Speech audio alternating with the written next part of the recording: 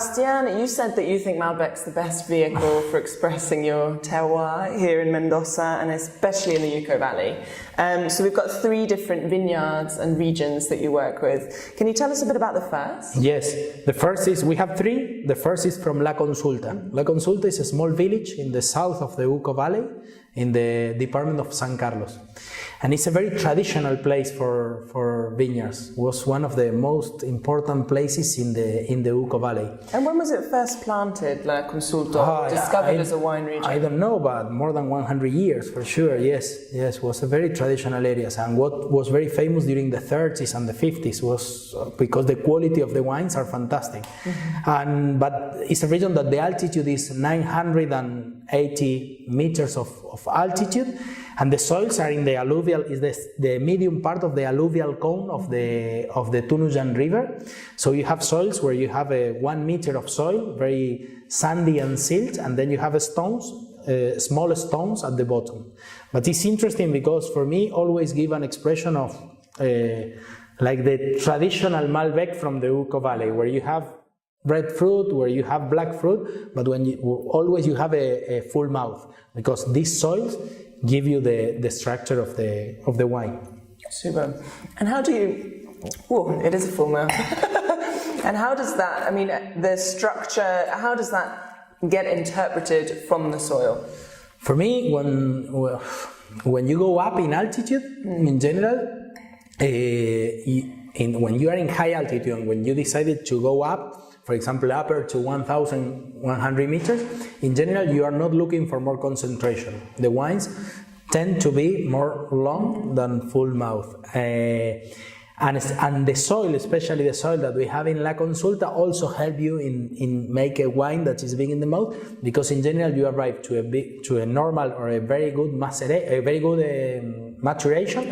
That for me is one of the things that I have been very careful in La Consulta, because sometimes La Consulta overripe. Okay. So my focus is try to harvest at the right time, avoiding the overripening. Super. So this is perhaps more the wine that you're going to pair with steak.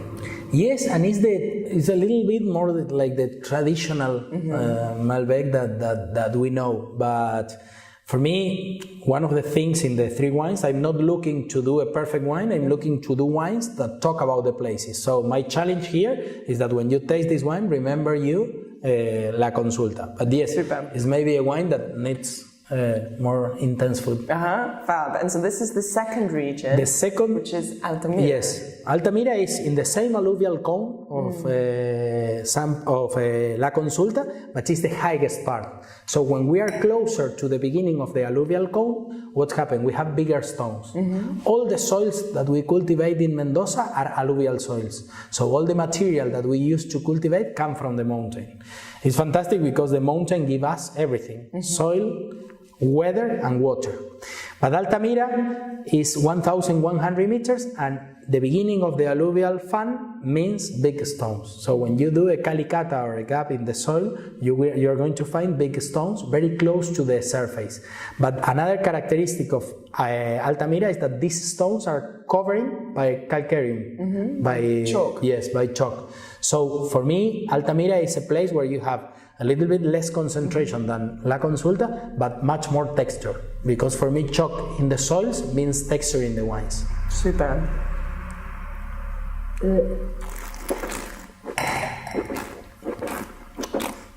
I'm drinking, not spitting. And how would you describe this in terms of characteristics from the wine? So you say a very textural one, but in terms of fruit expression? The fruit is, you have less expression in fruit. In general, not black fruit, more in the red fruit, but less expression. For me, Altamira is very austere. It's a wine that talks less in the nose, but when you put in the mouth, in general, it's very long, good acidity and good texture. When you finish, the mouth, in the feeling in the tongue, it's like the feeling when you taste the stones in the vineyard. It's the same feeling, but it's a feeling that you feel like chalk. Wonderful. And where would you put this wine in terms of gastronomy? What do you think it's? For me, it's a wine that is more delicate than La Consulta, so needs in gastronomy less intense food, but continues being very full body wines if you compare with wines from different places in the world. Okay, but for me it can work very well. I think it's beautiful, and actually this one is perhaps more of one of those wines that you can easily drink by itself. And the fantastic thing is that when you taste these two wines, the distance between one vineyard to the other is 3 kilometers. So at the end, we are talking about very close places, completely different situation, because in the way that when you move from the alluvial fan from the beginning to the medium part, situation changes. But the most interesting thing is that the wines change a lot.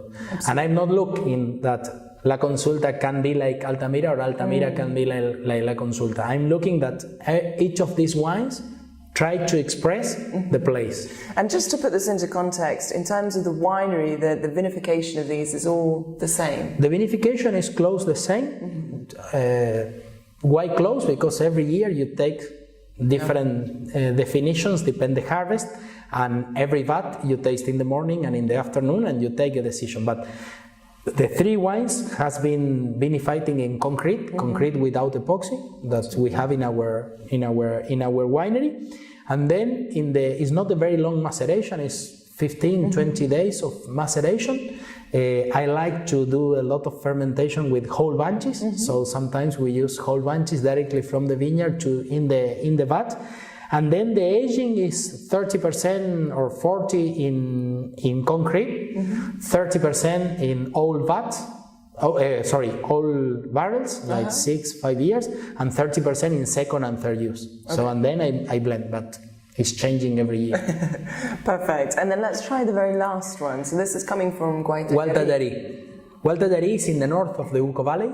And how far is it in distance from the... In distance, maybe 50 kilometers in direct line, maybe a little bit less, 40 kilometers in direct line. But this is the higher in altitude because the vineyard is at 1,350 meters of altitude. And that makes it a much cooler temperature? It's cooler. A bigger difference it's cooler, but it's the cooler of the three of them. But for me, this altitude gives a lot of... aromas a lot of aromas, especially a lot of wild aromas. When you smell Gualtadari, you always have a part of fruit, red fruit or white fruit, and another part of herbs that remember me the natural vegetation of Mendoza. Super. And this one's totally different in the mouth. So again, we've got slightly different aromas between them all, but perhaps the biggest difference is the feeling in the mouth. The quantity of tannins that you have in this wine is higher than in the others. This is for the altitude, but also in this soil you have a lot of chalk. So you have a connection between Altamira and Gualtadari that is this chalk, this salinity in the end of the mouth. Super. And how would you describe the Gualtadari expression of Malbec then? For me, it's an expression a little bit wilder when you have more complex in the nose, but in the mouth, the chalk gives a very strong backbone. So again, you have texture, but with a little higher acidity. It's a little bit more spiky, this one. Yes. Yeah. And do you have a favorite kind of route for food when it comes to the last one? I think it's like Altamira.